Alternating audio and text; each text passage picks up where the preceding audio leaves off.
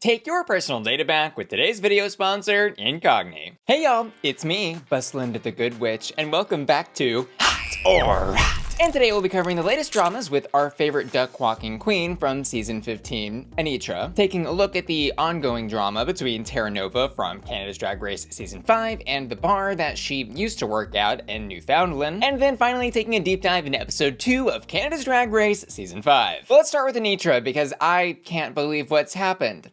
Again. So Anetra was booked to perform for the first time in Europe at the Be Fresh Festival on November 29th, but several days prior was seen posting on Instagram saying that the festival itself and one of the show's organizers has canceled this gig last minute, going on to say she was very sorry that this show isn't happening and promising to her fans that she will one day make it to Spain. But this landed her in some hot water online as the show's organizers and promoters were quick to call her out for allegedly going MIA leading up to the booking of this event. On X, Domi Shameless, one of the listed talents in the Be Fresh Festival, wrote, "Excuse me? Shall I put out the screenshots of you ignoring all of our mails? Will that be necessary?" And a man named Gaspar, the organizer of this festival, wrote, "Anetra's little shame has cost me not only a lot of money, but also a brand and anxiety crisis, and now she's gonna try to save her ass when she hasn't even responded to a single email since we signed the contract." And a user on X asked the question to Gaspar, "I don't understand what she, Anetra, gains from all this. Like, why? Is it boredom or what?" And Gaspar theorizes to this ex-user that Anetra is doing this to pocket a 50% booking fee, where he wrote, "Many promoters will pay her instantly. I asked her to do it the week of the event and she said okay, then she ghosts you, stop answering, and blames you for the cancellation and doesn't refund you." And the Be Fresh Festival Instagram account posted this on their story. In regards to the public accusations that have been made against our event and promoter, we want to make several things clear. We signed a contract with Anetra, and Anetra stopped responding to all of the emails and messages, making it impossible to hold the event, thus resulting in its cancellation. And I started off this section of the video saying I can't believe what's happened again, because this actually isn't the first time that we've seen Anetra allegedly ghost on gigs, resulting in the cancellation of these bookings. Last year in the second half of 2023, there were a string of events all over the world that Anetra allegedly ghosted on, including a short tour organized by Club Kids UK, a now defunct drag management and show organizing group, 2 gigs at Havana Bar and Grill in Dallas, Texas, a gig in the Philippines, a gig in Montreal, and even a show in Belfast. And I should note here, of those events I listed that she allegedly ghosted on, she did issue an apology for at least the Club Kids UK tour. And I'll say, like, genuinely, from a fan's perspective, I hope she's okay. But at the same time, it does obviously suck when you look at what's happening from the perspective of these shows' organizers and promoters and even the people who bought tickets to see her. And I think it would be easy to write some of these off as, like, missed connections or accidental cancellations, but I think it's clear now that this has happened too many times to be considered an accident. And next up, we've got some drama from Canada to cover, which actually bubbled up last week during the premiere of Canada's Drag Race season 5, where we heard Terra Nova call out her local bar there she was performing in, called Velvet Club and Lounge, for paying the drag performers only $37.50 a night. And like, for some perspective here, Xana, another Canadian queen, spoke up in the workroom in that same episode saying that she pays her performers a flat $200 rate. And Terra, speaking about this $37.50, apparently caught the attention of Velvet Club and Lounge, because after that episode aired, they took to Facebook to write a message saying this. Last week, Terra Nova exposed the previous pay rate at the Velvet Club and Lounge. Terra did not expose that there was a budget of $255 per night divided by the number of queens added to the show. The cast size was decided by the show organizer. Since that taping of Drag Race Canada, the drag community and I decided to cap the show size to 4 performers, which, if you do the math there, comes out to, what, something like $60 a queen, which is still not enough. Going on to say that they felt Terra Nova was not being fair in helping with damage control for the bar, and seemed to suggest in the second half of their paragraph that it wasn't fair Terra wanted to perform in 4 shows a month when there were over 40 drag performers in their area. And Terra Nova took to her socials, posting a video where she describes a further falling out between herself and this club. Basically, it seems there had been a behind-the-scenes agreement between herself and the club where they had agreed to pay $100 or $125 per queen per performance, but because of all the drama between them and what was said on the show, they were no longer going to honor that contract. Terra Nova also here says that the club accused her of trying to monopolize the drag scene in Newfoundland, and ultimately announces that she will no longer be performing at Velvet Club and Lounge as a result of everything that's transpired. And look, I'll always hold space for fierce drag and, of course, the lyrics to Defying Gravity. But I simply can't hold any more space for the daily robocalls, scam texts, and emails from foreign princes promising untold fortunes. Which is why I'm excited to introduce the sponsor of today's video, Incogni, who's been helping me take control of my personal data for several months months now. So the reason we're all inundated with constant spam is because there are these evil entities called data brokers that collect and sell your personal data to marketers. And by personal data, I mean your full name, addresses, phone numbers, and even social security numbers. But it gets worse, because all this info is also available on public-facing people search sites, where bad actors looking to do things like commit identity theft or open up credit cards in your name can have an absolute field day. And Gahd helps to put a stop to all the madness by acting on your behalf to send out automated data broker and people search site removal requests. And since August, Incogni has already sent over 369 personal data removal requests on my behalf, saving me over 276 hours of manual labor. So what are you waiting for? Take your personal data back with Incogni, and make sure to use code Bussy to get 60% off an annual plan. Oh, and by the way, there's no risk in just trying it out because Incogni offers a 30-day money-back guarantee. Thanks Incogni for sponsoring today's video. But that's the tea and drama for the day, and now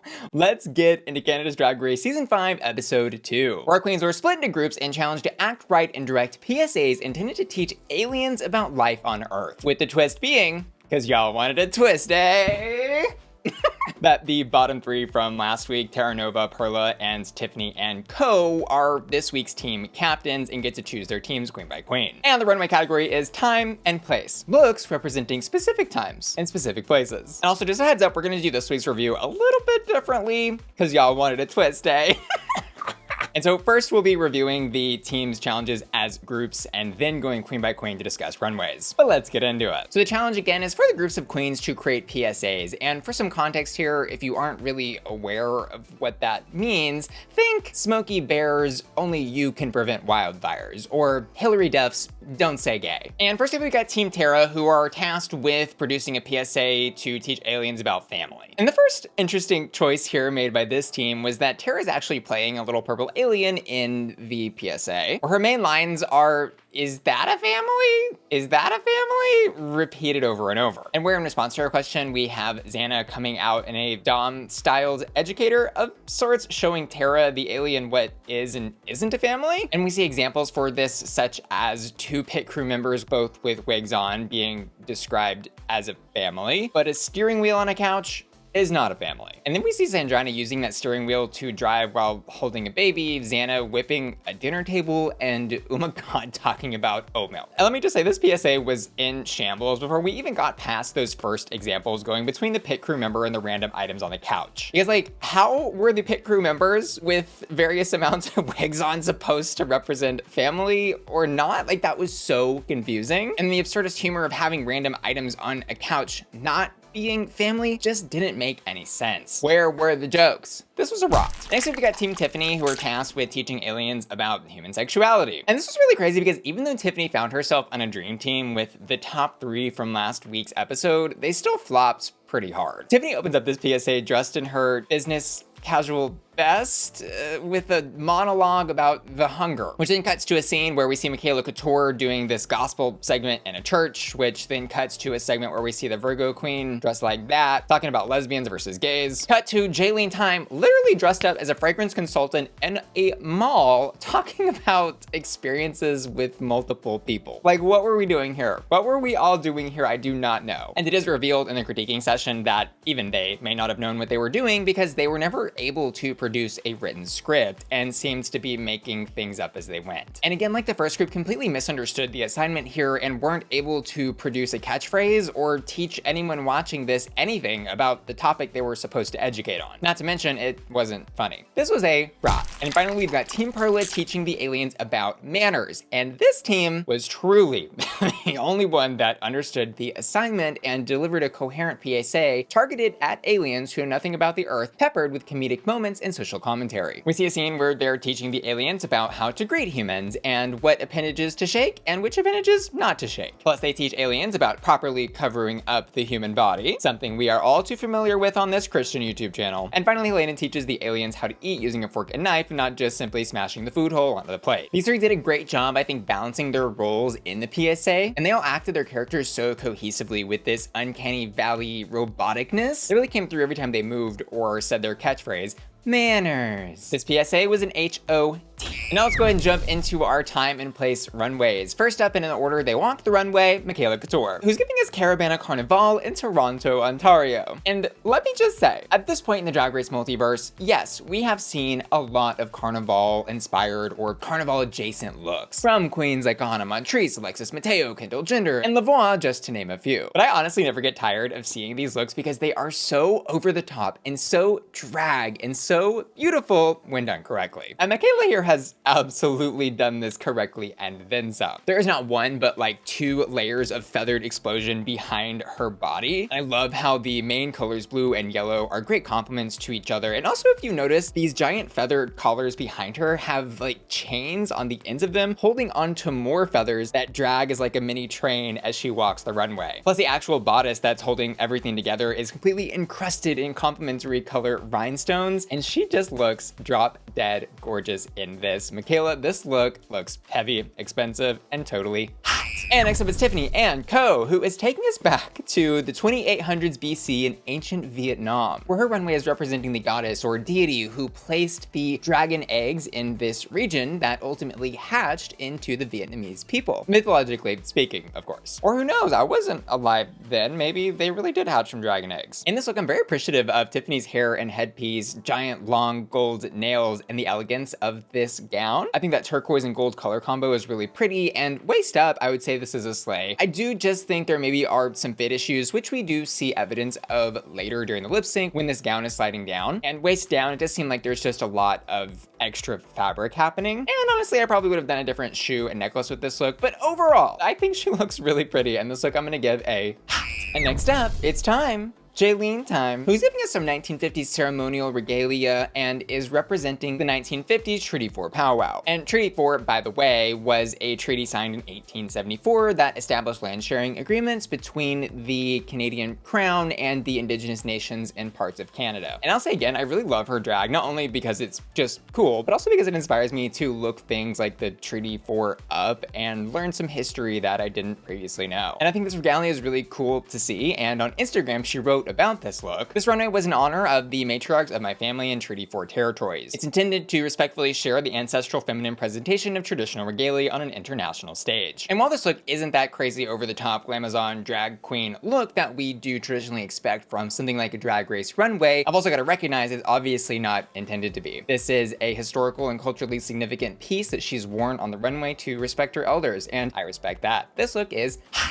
And next up, look to the stars. It's the Virgo queen, who says her look is an homage to the people of Africa who were a part of the slave trade picking cotton for the queen, where she here is on the runway in a gorgeous gown, actually carrying cotton. And I just want to highlight the important juxtaposition of the style of the gown she's wearing with what she's saying in the cotton she's holding. Because this gown is in the style of the royalty of the time that were actually operating the slave trade, a style that people in slavery would never have actually been able to wear. But the gown has been made using a fabric that has a pattern and coloring that is very specific to and traditionally African. And I just really love how she has completely flipped the idea of who would be wearing this gown and how it would be styled on its head to fit her fantasy. This look is hot. And next up, all the way from down under, hell, that is, it's Helena Poison, who says she's serving us a 1950s satanic panic rock and roll devil's lettuce fantasy, but also at the same time says the look is a direct reference to Tracy Lord's character in Crybaby, an 80s movie. And this look to me is interesting because I feel like there's a lot going on with her being this 80s character in the 50s, dressed like the devil with green skin, but also not enough going on with the style of her clothing looking so pedestrian. And looking at this runway more, I just see 2 completely different ideas she has smushed together, and I think in not a very successful way. And I wish she would have just gone down one route or the other and done like glamorous green devil or, you know, 80s greaser. So I'm gonna give this look a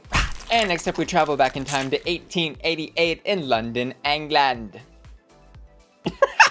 I don't know why I said that like that. It's Perla, who here says she wanted to create a world of horror on the runway, acknowledging a time period where Jack the Ripper, one of the most famous serial unalivers of all time, was on the loose. Come on, monetization-friendly words. And this look really struck me because there is a smartness to the craft of Perla's drag that we see come through here so clearly. She's giving us this like deconstructed blazer that turns into a gown with these really gorgeous details of rhinestone.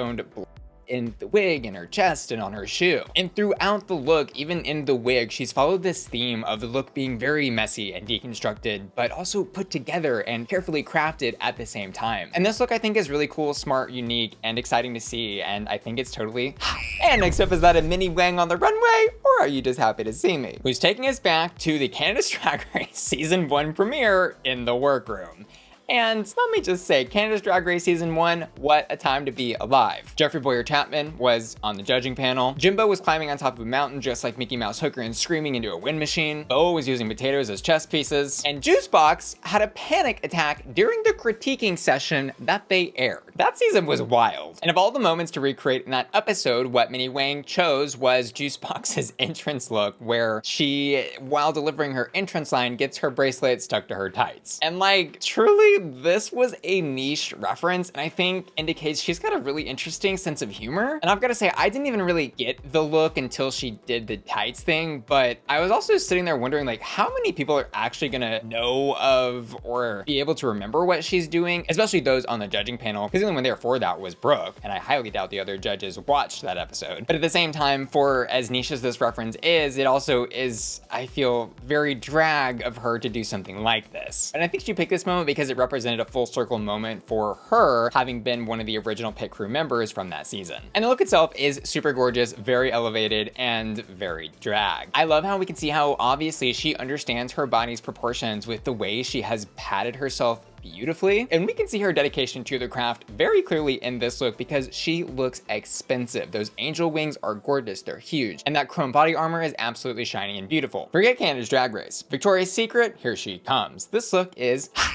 And next up is Xana, who here is, I think, taking us to the retro futuristic idea of what 2025 fashion would be in Vancouver, BC. How wrong they were. But I've gotta say, this look is not my favorite on the runway tonight. It's very much giving cliche Judy Dutton Hooker vibes, which we have on RuPaul's Drag Race seen enough of. But not only is the fantasy a little cliche, I also think the execution was just not great. I think the proportions of this look are off. The pants she's wearing, while cool on their own in that puffer layered fabric stuff, make the bottom half of her runway presentation look really large in comparison to what she's done on top. I think she needed that bodice to be like 2 or 3 times bigger with the peplum to really balance out the shapes in this look. And you can also see in some of the camera shots when it zooms in on her that some of the rhinestone placement and stuff is looking a little craftsy. So I'm gonna give this look a And next up is Sanjina Dabish Queen, who's taking us to the Amsterdam Red Light District in the 1950s. Lots of 50s era fashion tonight. But from what I understand, the 50s in this area possibly represented a new freedom of sorts because it was right after the liberation of the Netherlands in the 40s. And her dressing like this maybe is like a testament to that newfound freedom of the women in that area, possibly. But if anyone has more information on like the possible context and direction of where she was headed with this, with some resources I can read, let me know down in the comments below. Anyways though, this look is basically just like a corset and some rhinestones, and it's not bad, but I do feel is just a little simple for the Drag Race runway. And conceptually, I think a look like this could represent many different times and places. And I'm just not getting a 50s red light district specificity transferred on the runway.